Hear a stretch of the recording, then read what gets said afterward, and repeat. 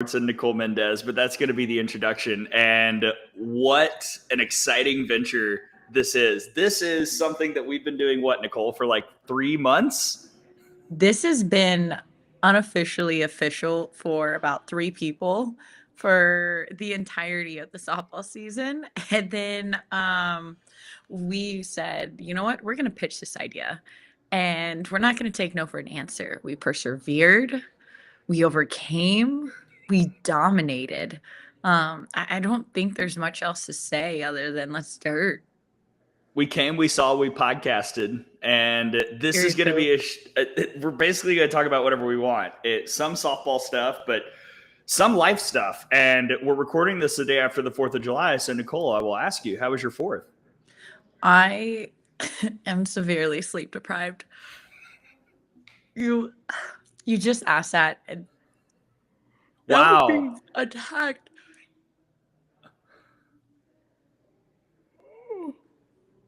Wow. That was so aggressive.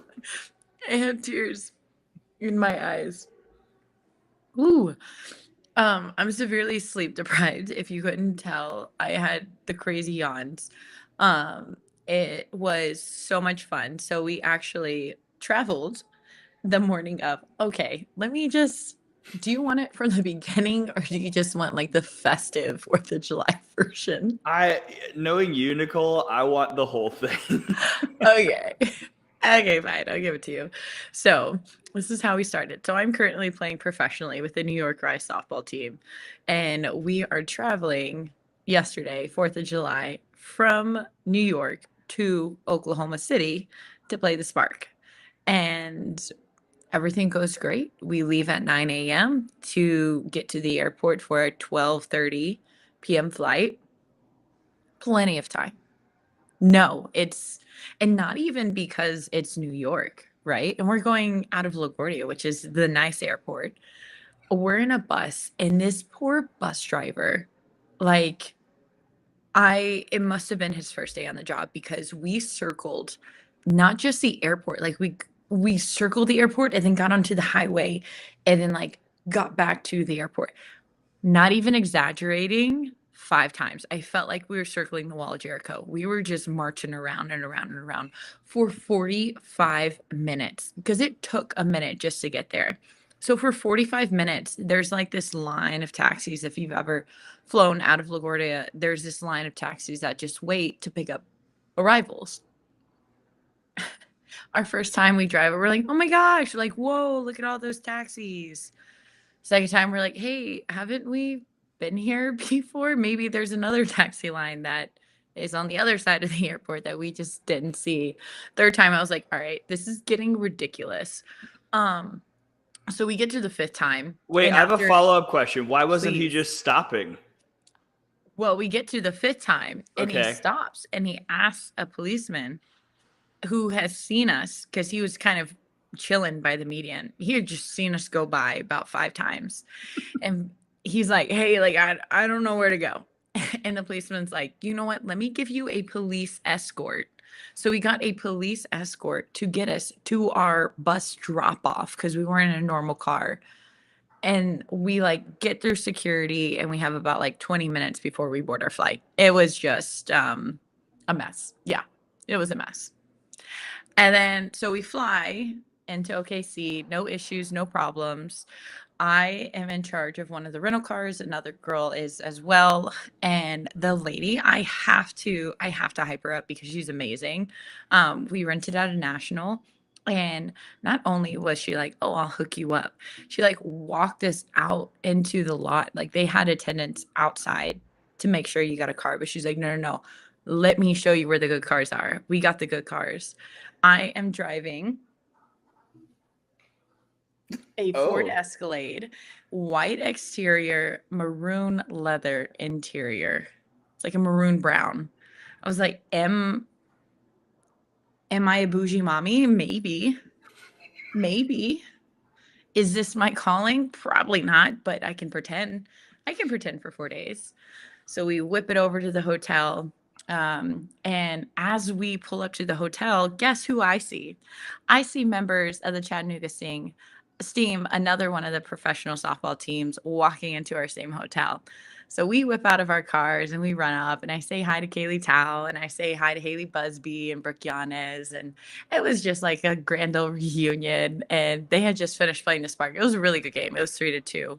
I think, hey, or no, 2-0, 2-1, 2-1. Jeez. Haley 2-1. Lee hit a 2-run home run. And no, Alina Torres. Oh my God, what is going on? Nothing you said was right. I'm just seeing if you're paying attention. The I'm Spark awake. defeated the Chattanooga Steam 2-1. Alina Torres hit a 2-run home run to seal the victory, and that is that. I was chatting with the Chattanooga Steam. Okay, we're gonna dirt like now. I know I'm talking a lot. I'm gonna like try to like, but I think it is crazy, crazy, crazy, crazy that the Chattanooga Steam is having their players bus from Oklahoma City all the way to Florida. That is crazy. My back, killer. Killer. I'm 26. I can't be doing this anymore. My back is not built for this, okay? I am Can't do with it. you. Tao was texting me while they were busing to OKC, and I was like, Tom and I drove there once. We had to drive in 2021 when we were bubble adjacent, we called But it, like because Chattanooga, yeah. not that bad. Well, but it's like 8. From Yeah. Tuscaloosa, it's about 10 and a half, give or take, That's depending pushing on it. who's driving. But Oklahoma City to Florida, I mean, it's 9 hours from Tuscaloosa to where they're going. That's from Tuscaloosa. So Yeah. they're about to be on a bus for basically 24 hours. They left at 5 a.m. And they will get there at 5 a.m. Maybe, probably. Stops, traffic, all that included, probably. Yeah. That's tough. That was crazy dirt. And I was like, no shot. They're making you guys bus. That's crazy. That is crazy. And they only have 12 players. So if you're not feeling well or anything, like, that's tough. What kind of bus are they on if they only have 12? Like a big charter bus. Because they have staff and, Yeah. you know, if you're going to drive for 24 hours, you don't want to be in like a Sprinter van. That's true. I would just like to point out, by the way, Nicole, like you said, you're in Oklahoma City. For the people watching and listening, Nicole is in a hotel that I know, that she knows. We've both spent some time there, and it sounds like mine. It sounds like Christmas carols are going in the background. It's so loud. I walked into the lobby and I was like, I want to vomit right now. So, okay. Okay, should I finish my 4th of July story? This is how it's going to be. I'm going to get crazy distracted. Gray just like points out really embarrassing facts, and then we just keep going. I egg you on. I actually dig the random asides. We're going to talk softball too at some point, but we just did. We talked softball just now. Yeah, but we're going to talk about Oklahoma City because I know you got takes. But anyway, keep going. 4th of July. Speaking of OKC. Okay, so we arrived at the hotel, said hi to the team, and then one of the girls is actually from Oklahoma City, Shanice, and her family organized a cookout. And when I say the ribs literally fell off the bone, there was no like barbecue sauce to like help lubricate that up. Like it was just straight meat falling off the bone. It was so good. We had hot dogs, we had hamburgers, we had pork chops, we had steaks, we had ribs, there was mac and cheese, there was salad, they had these homemade cookies. I cornered Shanice's mom. Like I actually like kind of cornered her a little bit. Afterwards, I was like, thank you so much. And she made these sugar cookies, and the dough was like the best sugar cookie dough that I've ever had. Not like the fake store-bought dough. Like you could tell this dough was homemade. It was so good. And she stuffed it. I had a stuffed sugar cookie Nutella cookie. I was like, is this crumble? But like way better. It was amazing. Did you get the recipe? She said she was going to text it to Shanice. So now today I'm going to corner Shanice and I'm going to be like, hey, what's up? Catch me outside. How about it? Shanice Dels, this is the real dirt recipes. Please send us your mom's sugar cookie recipe. Oh, it was great. And so I ate my little heart out, got the itis, and this is a picture. This is a picture of me Just, Oh, do you see how full my plate? Just the Gray. You see how full my plate is? your Like, look at plate that. doesn't look like I'm questioning the structural integrity of that paper If they're plate. not stacking at a barbecue, the barbecue's not good. And I Did the stand did on the that. plate hold? Oh, It and there was brisket. The brisket was also really good. of Very course. tender. Yeah, her family above and beyond, and they were all so nice. And we hung out outside, and then we played Uno. Um, I don't You know. know I love Uno. East Coasters has some weird rules for Uno. I was like, this is very vanilla. Shanice and I were on the same page. We're like, anybody can jump in. There's double skips. There's stackable +4s. Like, it's a lethal game. And like Yeah. the East Coast, I thought the East Coasters would have been cutthroat too. And they were like, oh no, like only one card at a time. No one can jump in. We're going in order. And I was like, boo. But we did that, and then we played spoons, and then we had to cut it early because it got a little aggressive. Because we also only had forks, plastic forks, but forks. And then we were like, yeah, we should probably leave. Then I cornered Shanice's mom for the sugar cookie recipe, and then we headed back to OKC because Shanice lives in Edmond, and we headed back to OKC, and we got off the bus, and the lady at the front desk was like, "Oh, by the way, because you can walk to the ballpark from where our hotel is." She said, "At the end of this game, they're about to do a fireworks show. You guys should walk over." So we walked on over, about 2-minute walk, and watched this amazing fireworks show for 30, 40 minutes, and then walked back to the hotel. And that was my 4th of July, and it was great. Do you hear that? Yeah.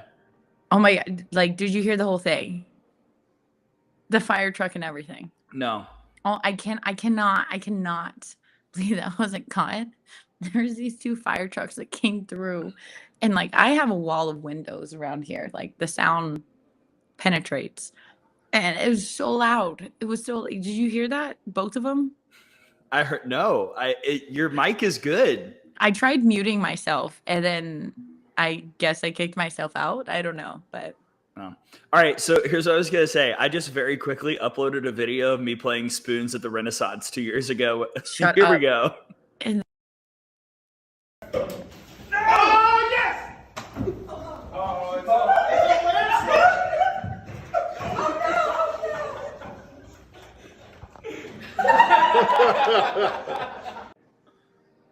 That was why were you running to get the spoons? because we put them at the other end. Why? And because we wanted to go hard, and that was me and our athletic trainer AC. Shout out to AC, love you, girl.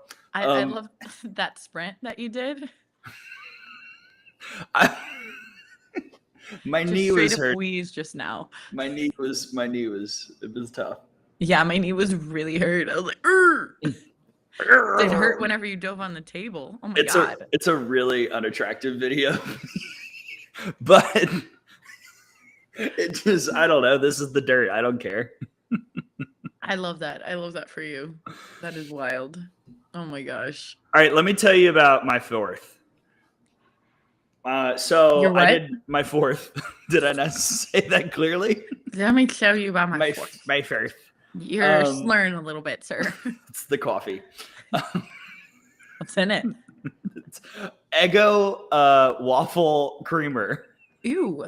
No, Grow it's up, Gray. How it's old are you? delicious. Eggo creamer? It's like Eggo waffle with syrup. Again. So you're Buddy the Elf. I knew you were gonna say that. In Did my head, you? I was like, I'm gonna bring this up, and I bet Nicole says something about Buddy the Elf. Okay, get out of my head. 1. It's delicious. Anyway, I did nothing until Wow. until the All right, nighttime. moving on. We went to the Lookouts game, and y'all, their field is so old. The grass is tough. They're like divots. It's tough. I don't think they have a ton of resources, which is no judgment there. It's just the way it is. And then it was also 1,000,000 degrees, and the sun was right there, and every single person was dripping sweat for the first 7 innings, because the sun doesn't go down until like 9 o'clock Eastern time, which is crazy. I'm in Chattanooga, by the way. Which is normal. Yeah. And Everyone, it was ridiculously hot, and then they did a big fireworks show at the end. It was great. I had a good time. It was a good 4th. That sounds like a great time. Yeah. I just something about fireworks. I just like. It makes me so happy. It also reminds me of my travel ball days and going to the Colorado tournaments and just watching the fireworks like with the team and all that kind of stuff. Like I think that was probably one of my favorite tournaments. Just experience wise, like you always played new teams, you always played good teams, and Colorado obviously is beautiful. And then 4th of July, like who doesn't love that? So I always love that. Can I read you a tweet? No. Sorry, I'm not usually this ornery. I gotta find it. Well, that was not. This is very typical Dirt, by the way. Is me like, can I do this thing and taking 5 minutes to find what I'm actually looking for? But here we go. I saw this tweet this morning from Matt Mundell, the head coach at Evansville, and I wanted to see what you thought. Today, I didn't go out and recruit. I spent it with my wife and daughters, my friends, and my parents. It was a blast celebrating the 4th. No chance I missed the memories made today, in my opinion, but I don't see a reason to play travel ball games today. It's a holiday, and it's a Thursday. Your thoughts on 4th of July travel ball? I like the tournament. I think it'd be kind of cool to not play on 4th of July and be able to, like, celebrate and stuff like that. But, I mean, if you're going to have a tournament around 4th of July, like, I get it. Yeah. I get it. I mean, it's prime summertime. Yeah, I don't know. It's like a week and a half long tournament.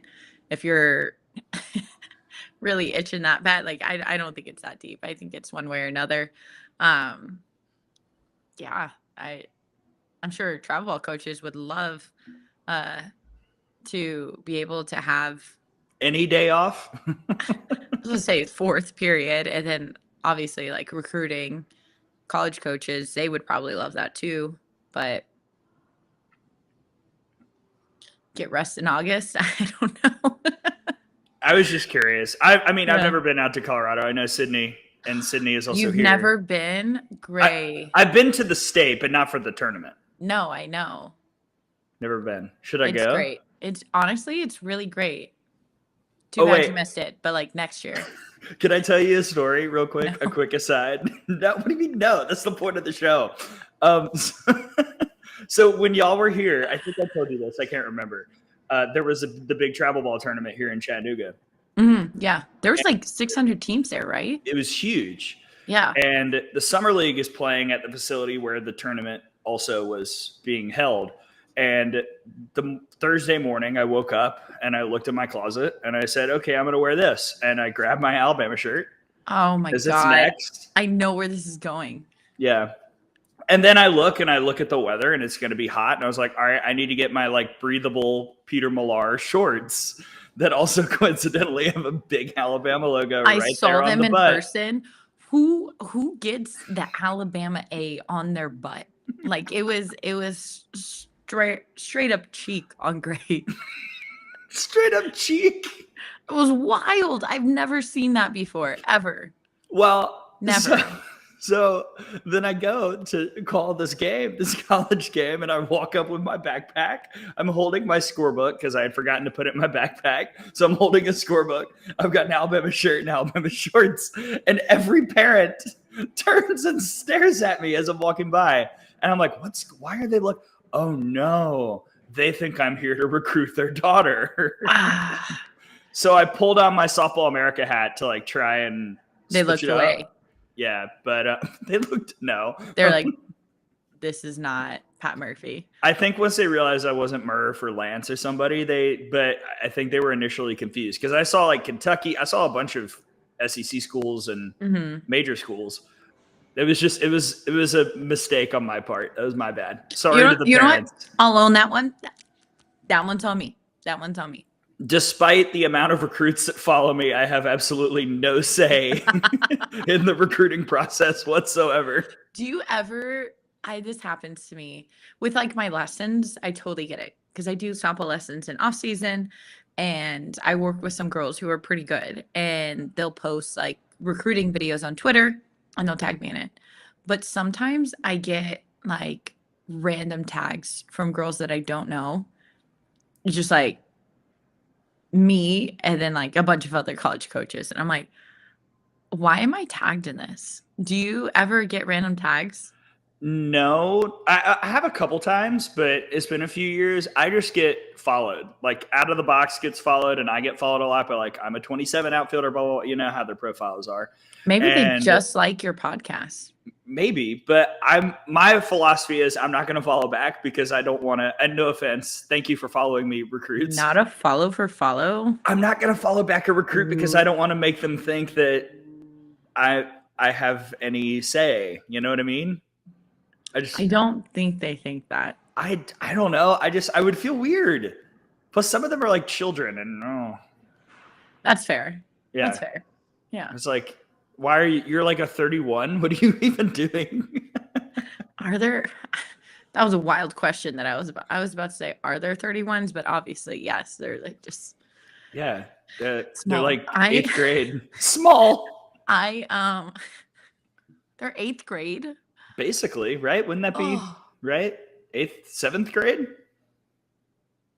I felt so old because some of my teammates on the Rise, they were born in 2002. And I was like, oh, that hurts. What are you? And 99? 97. Oh, same. I get called, I'm one of the vets. Like, I'm not a vet. What do you mean? I'm a vet. I'm the second oldest. Jalen Ford is the oldest. Jalen Ford's the oldest, Yeah. who's also my roommate. This is my first time meeting her. I've always played against her. Not always. I played against her like one summer. Like twice. But she's phenomenal. I love her so much. She is great. Big fan. All right, I'm going to tell you another story. You ready for this? I am. I actually am so eager to hear this. So in 2020, the first year of the FGCL, we put together COVID. We put together a all-star team and went to go play the USSSA Pride. I was going to call game 3. We were playing 3 games. Game 1 and 2, I stayed in the dugout for the FGCL team. And so you know me. I go and I watch film. I made the board. I did the thing. You do your due diligence. You do. I do. And I watch a good amount of Jalen Ford film. And I picked up a tendency. I tell Maddie Banks because she comes up and she's like, because they know I've watched film. She played at Virginia Tech and Ole Miss and Miami of Ohio. That's crazy. Gray, you're the announcer and you told them the tendency? No. Just wait. That's crazy dirt. Just wait. So so she walks up and she was like, what does Jalen Ford throw? I was like, oh, here. This is college kids, like college freshmen against a pro team. Yes. No. Yes. No. What do you mean no? Just be like, these are her pitches. That's what I did. Oh, and then I was like, and if it's 0-2, take it. Oh, like. Well, but then she piped an 0-2 right down the middle, and Maddie Banks struck out looking. So I was like, well, that's tough. Did you get a little hot? Like, what did you say? What was your call? I felt no. That was my bad. I told her to scout. And no, I was just in the dugout. I was just in the dugout, and I was like, 0-2, take it. It'll be a ball. And I just struck out, and I was like, my face got really red. And I walked up to her. I was like, Maddie, I'm so sorry. And she was just like, it's okay. I wasn't going to hit it anyway. I freaking love that. Oh. So my bad, Maddie. That's my Jalen Ford story. I love that. I'm not giving out just for everyone's you edification. Made it seem like if I was like, hey, Gray, if I asked you, hey, what is Alabama Scout? Would you give it to me? Are we like probably not? No. That's I mean, crazy. unless you were doing crazy. An Alabama game and you needed my notes, then I would say yeah. I'm a friend of yours. I'm a player. If you're playing, I'm a player that you met in the summer league that you got to know because you're around them all the time. You call their games, and I'm like, hey, like, this is my first time ever playing Alabama. What's the scout? I'm not doing it. That's bias. That's crazy. I wouldn't do that anyway for a lot of teams. I just did it because I wanted to beat the pro team. Are you kidding me? This was a very different scenario. This is an amalgamation of kids who. Heated. What do you mean? Steaming.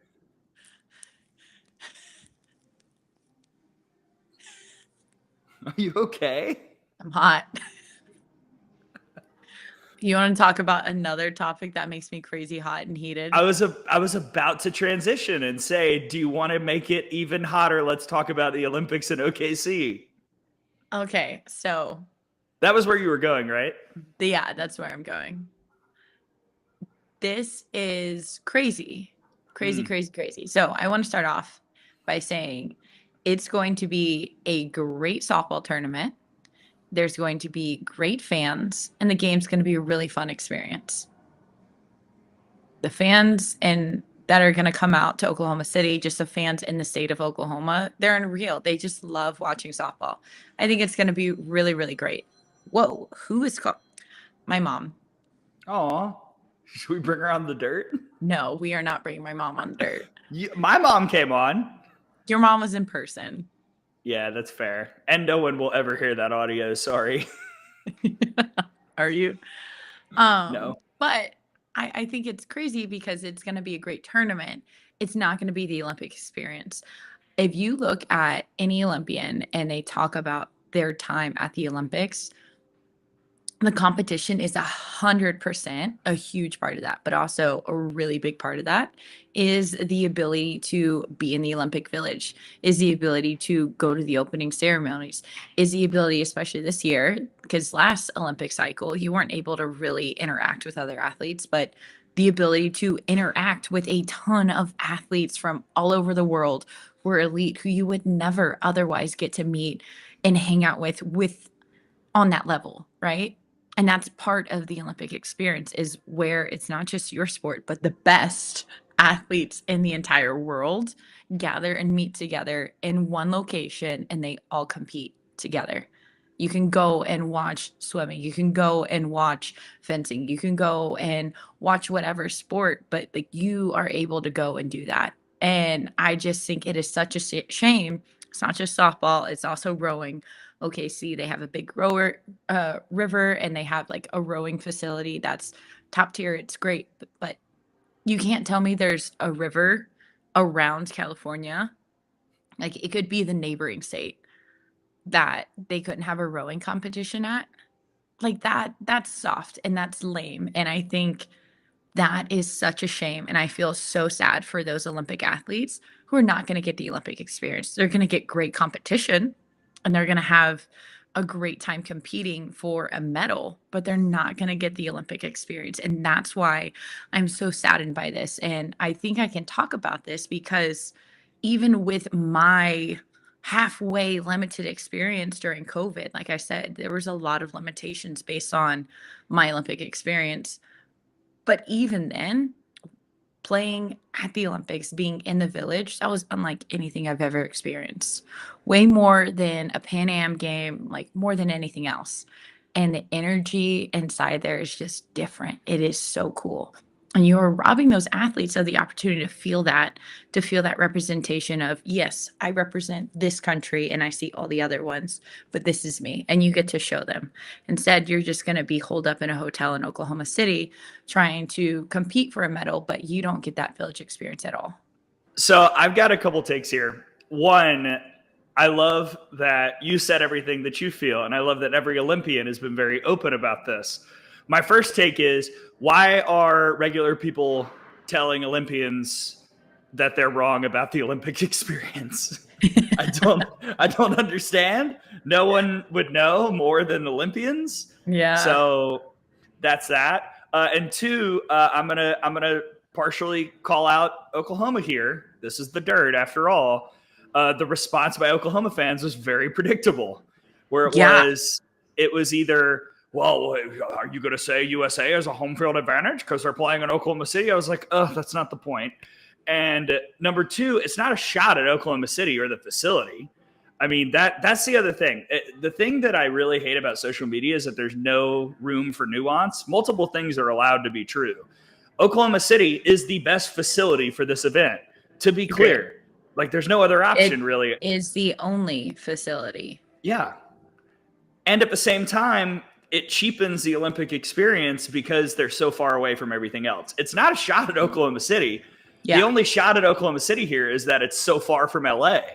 I mean, really, it's Los Angeles who we're taking shots at, and the Olympic Committee and all those people for not having some kind of possible plan in place. And I've talked to some people from USA Softball who said like they tried everything, and there was nothing in the California area that was conducive. There was no one who was really willing to do the work. Like, shout out to the Hoover Met. I talk about that all the time, what they did for the World Games, literally turning a baseball stadium into a softball field. That's been done feasible so many and it works. times.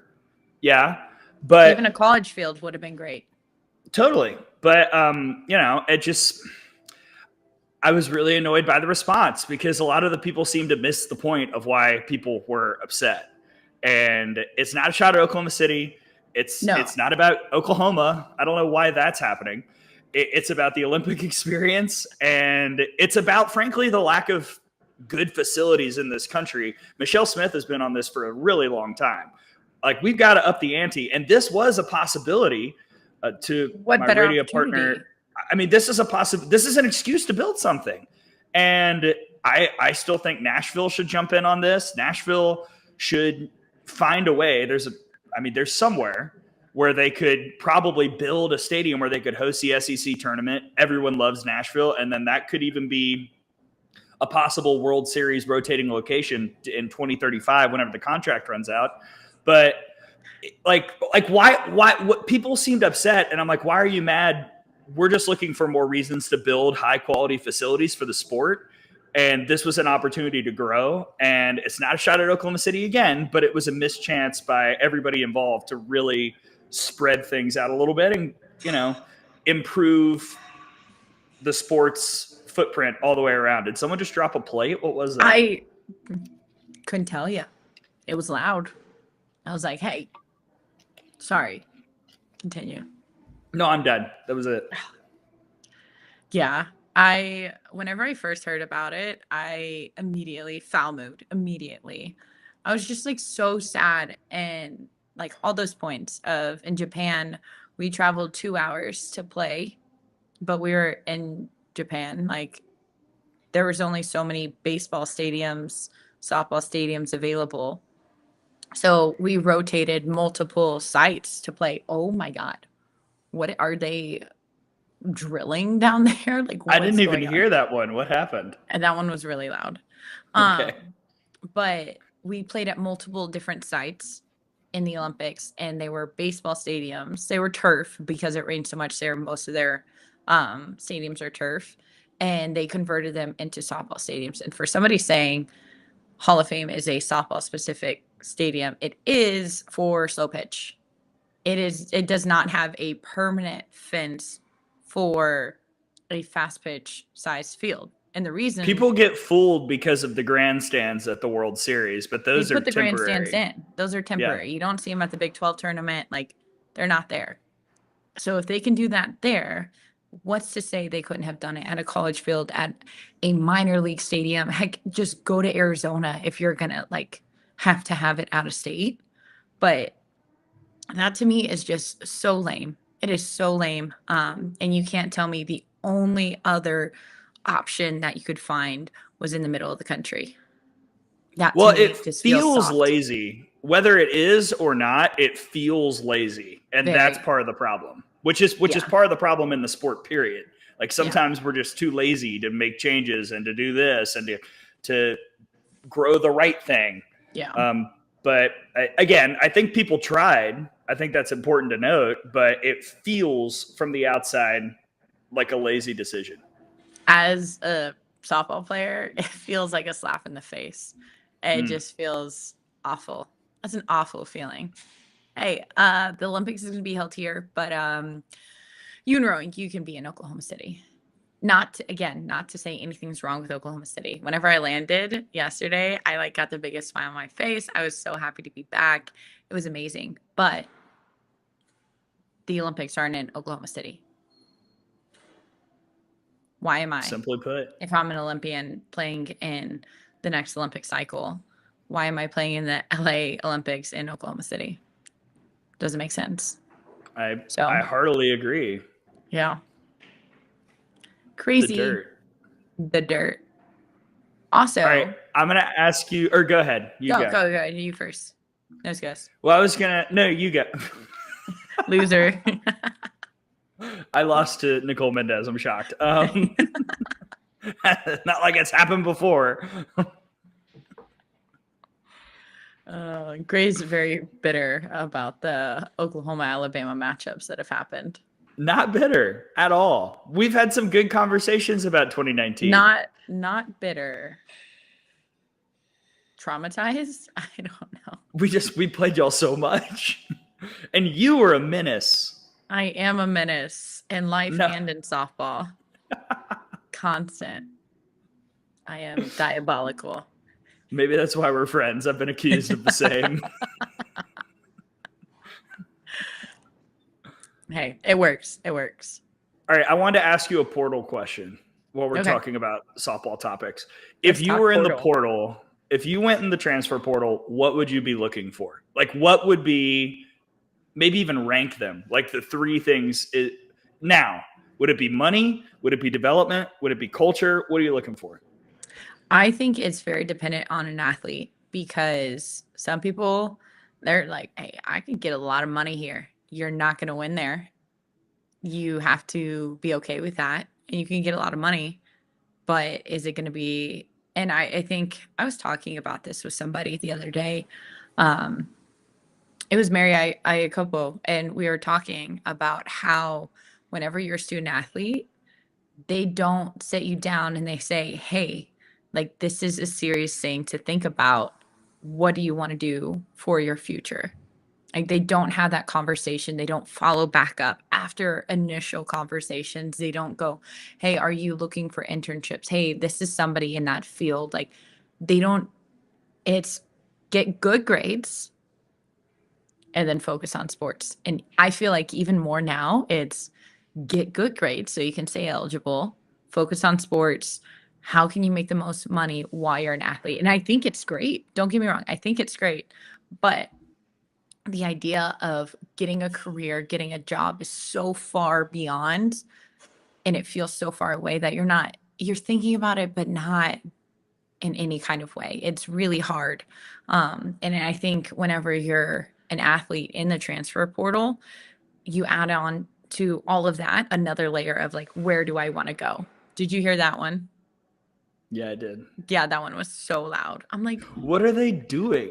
Like, are they power washing? Like, it sounds like the dishes. I'm like, so this is no longer the dirt. This is the dish. The dish. But if it were me personally, I want to win. I want to win. If my team wins, I'm gonna get NIL deals. That's my mindset. I don't want to go to some crappy college and have crappy coaches and not go very far in my season, but get a lot of money. I want to win. That's the whole point. You don't get a ton of opportunity. I mean, heck, Olympics is barely back in for softball, and we're not even in the Olympics state. We just talked about it. You only have a couple years in college. Why wouldn't you want to win a national championship? That's my mindset. Some other people, money is more important.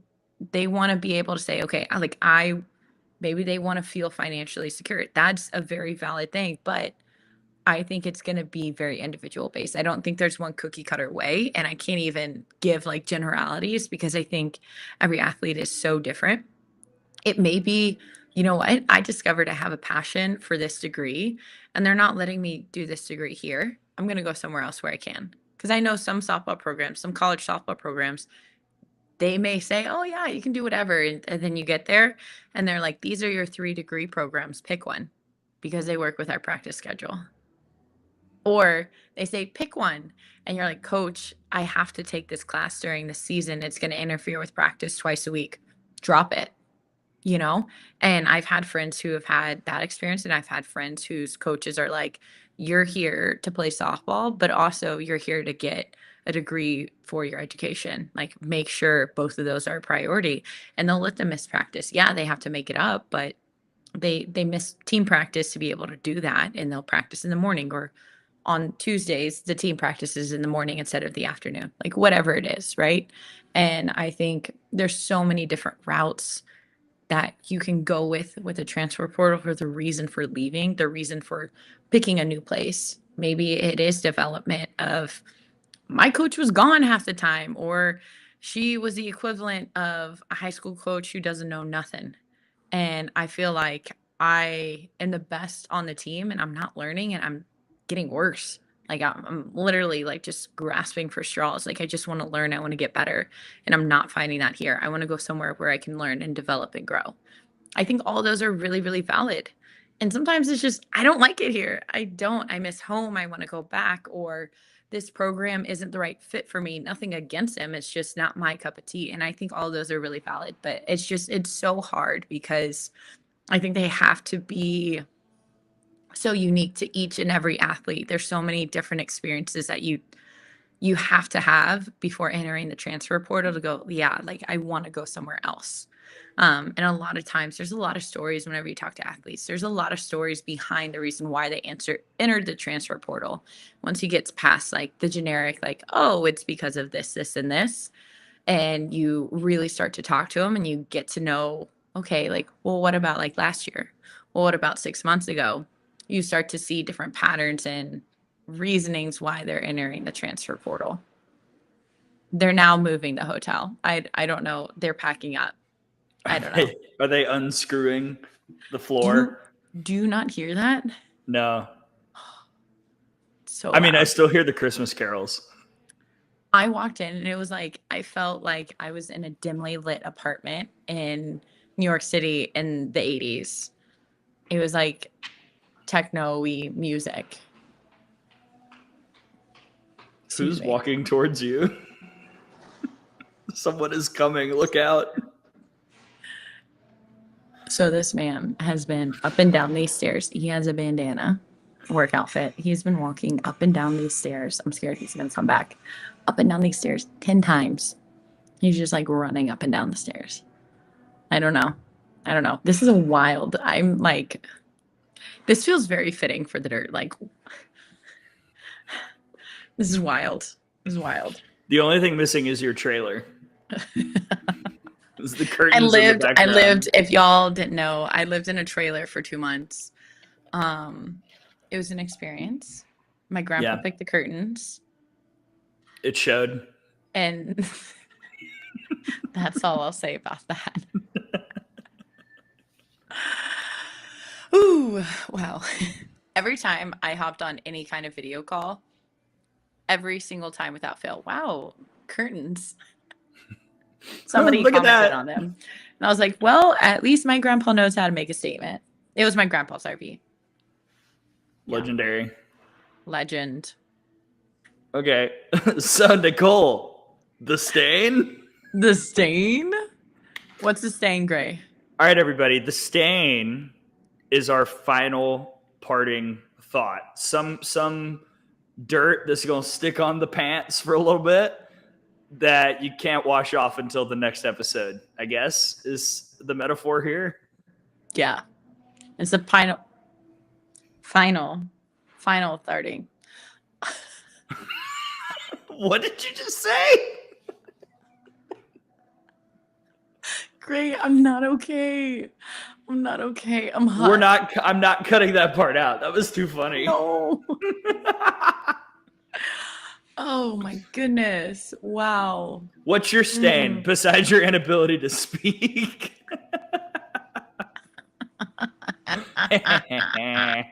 Yeah. How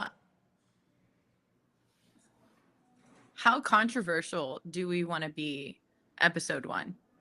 On a scale of 1 to 5, give me a number. 4.5. 4.5. Okay.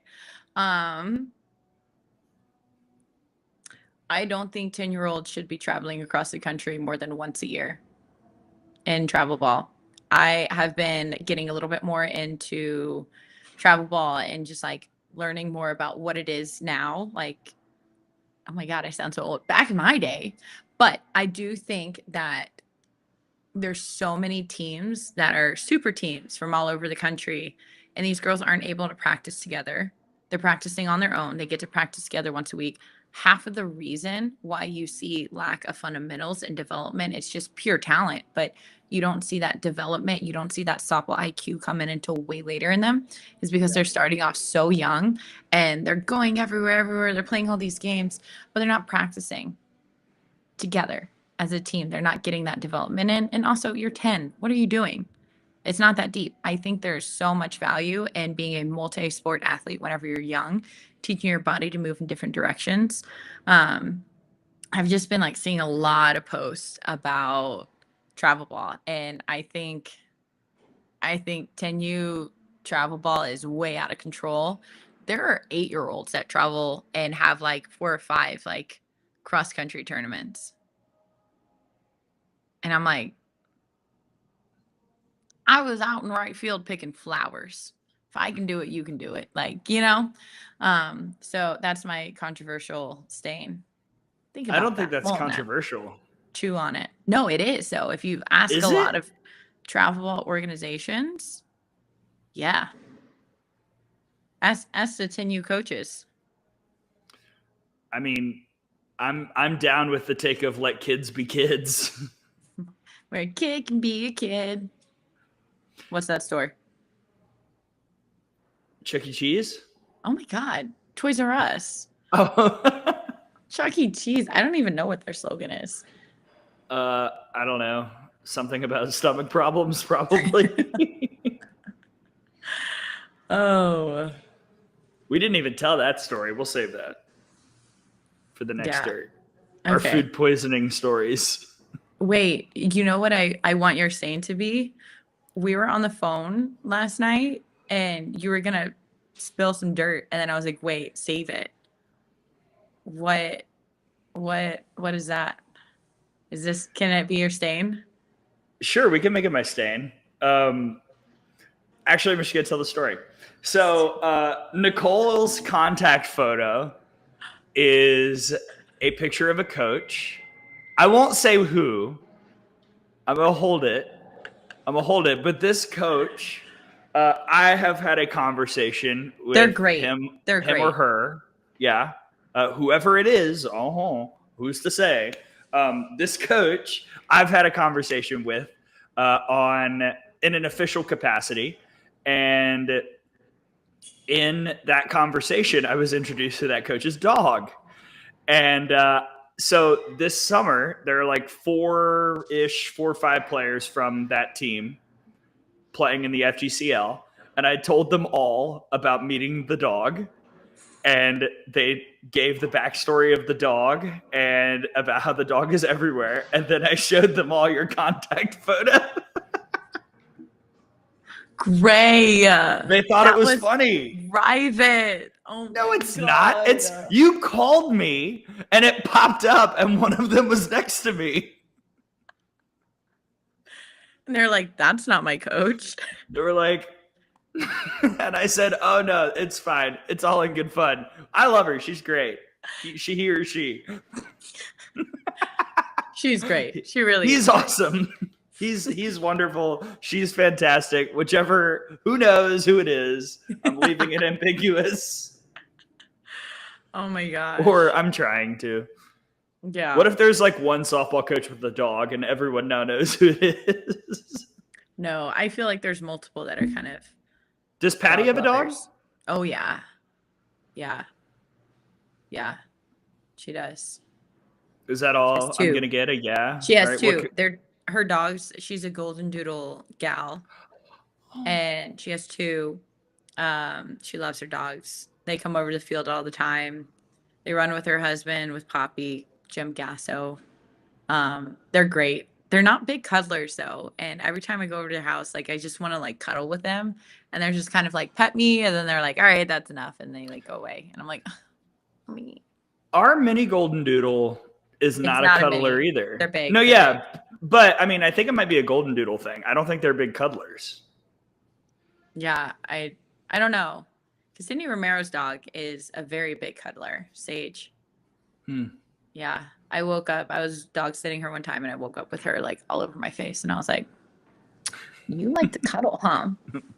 Hey, girl. Hey, girly pop. I'm just going to move this paw over. Don't mind me. Oh my gosh. Well, first episode, fully in the books. Yeah. I expect to hear some summer league tea, some dirt from the tea. Oh, yeah. From the summer league. I'll give you pro league. There's now a blender going on in the background. And a blender of tea, potentially. Let's blend this dirt together. And next episode, I want to talk about who's going where, who has gone where in the transfer portal. Because some of them were really surprising.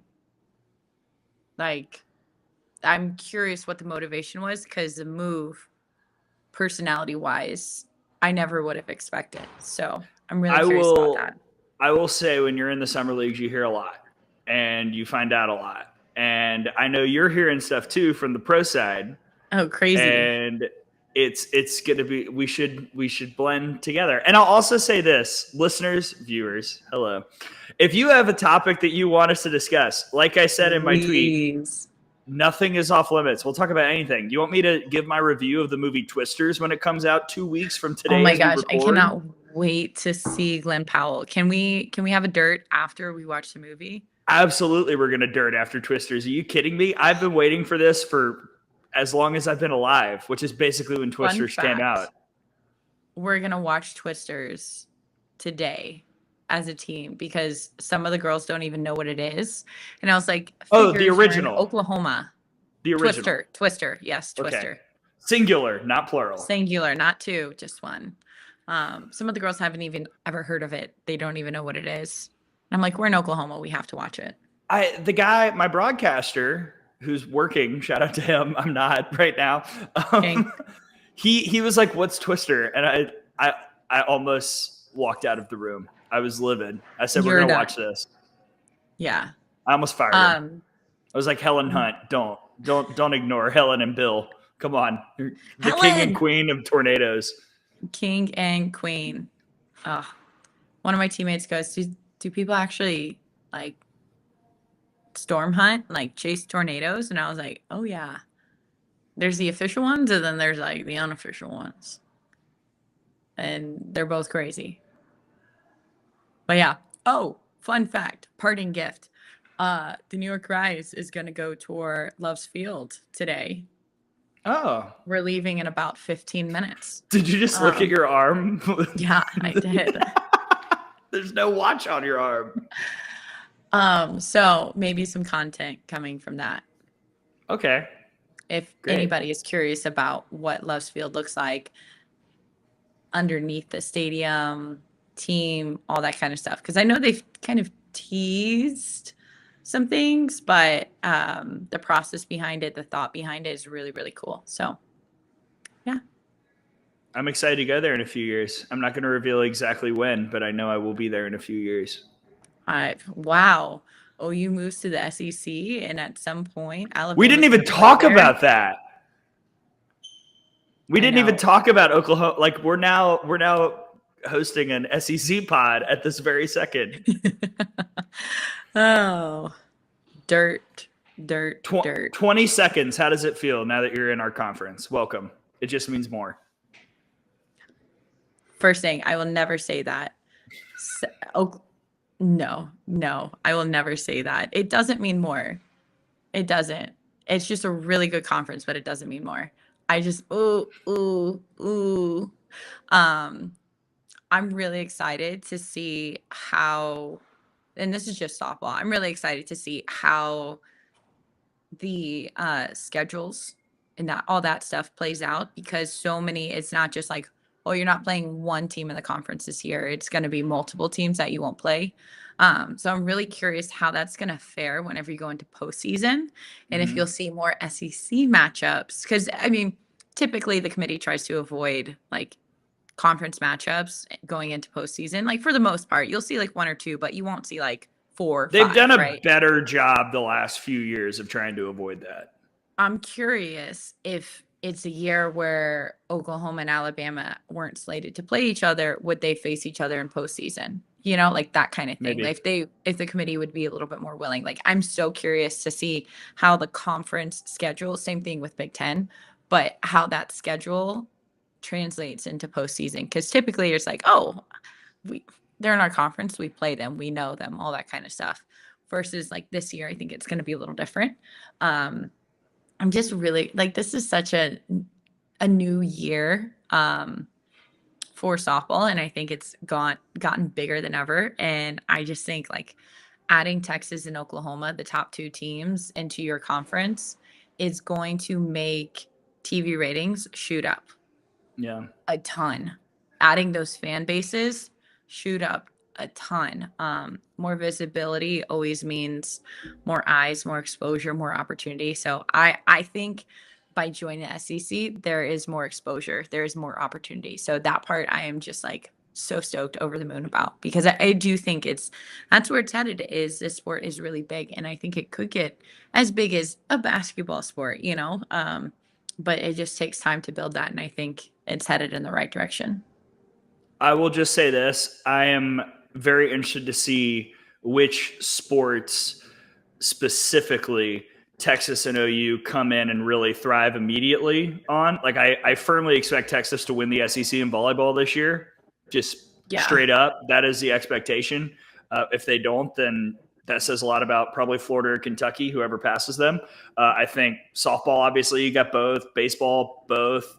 Football, probably Texas is more likely to make a run.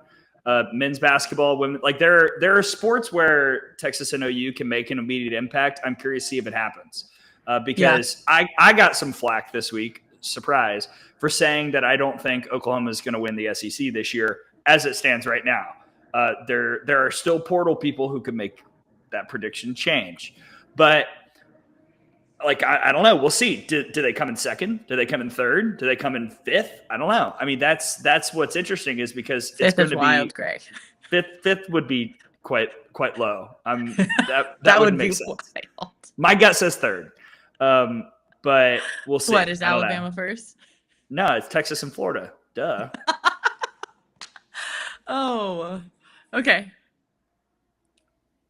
That's my stain, I guess. That's your stain. I love it. All right, people, if there's a topic you want to discuss, leave it in the comments, DM us, tweet us. Who cares? DM us if it's tea, if it's dirt, and you can't comment. DM us or DM Softball America. Yeah, this is a pod where we're going to say things that we wouldn't say anywhere else. Like, boom, baby. Yeah, that's how we go. Are we doing it? Yeah, but you had to do it with your other hand. Oh, I'm sorry. Boom. There it is. That's the dirt. I'm Gray. That's Nicole. We'll see you next time. See ya.